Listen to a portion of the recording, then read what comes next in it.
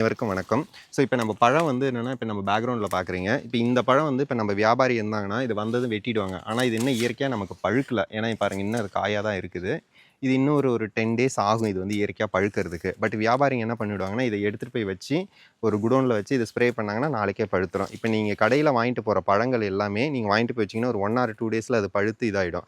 But ஆனால் நம்ம இதில் வந்து இயற்கையாக நம்ம என்ன பண்ணுறோம், ஃபஸ்ட்டு சீப்பு பழுத்ததுக்கு அப்புறம் தான் அதை வெட்டி நம்ம வந்து கொடுக்குறோம்.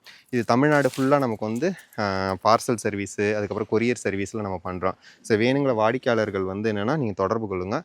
நீங்கள் இந்த பழத்தை வாங்கி வைங்க. கிட்டத்தட்ட 3 to 4 நாள் அல்லது 5 நாள் கூட உங்களுக்கு தாங்கும். ஏன்னா இயற்கையாக இது பழுக்கிறதுனால இது பொறுமையாக தான் ஸ்லோவாக தான் நடக்கும். இதனுடைய டேஸ்ட்டு வந்து நீங்கள் வந்து என்னென்னா ரியலாக டிஃப்ரென்ஸ் பண்ணலாம். நீங்கள் ஒரு கெமிக்கலில் ஒரு கடையில் வந்து ஒரு பழம் கெமிக்கல்லையே விளைஞ்சி கெமிக்கல்லையே அறுவடை பண்ணி கெமிக்கலாக பழுக்க வச்சு அந்த பழத்தையும் சாப்பிட்டு பாருங்கள். நம்மளது இயற்கையாக விளைஞ்சி இயற்கையாக பழுக்க வைக்கிற இந்த பழத்தையும் டேஸ்ட் பண்ணி பாருங்கள். ஒரு முறை நம்மளோட தோட்டத்தினுடைய பழத்தை நீங்கள் டேஸ்ட் பண்ணிட்டீங்கன்னா அதுக்கப்புறம் லைஃப் லாங் நீங்கள் என்னுடைய கஸ்டமராக இருப்பீங்க. நன்றி, வணக்கம்.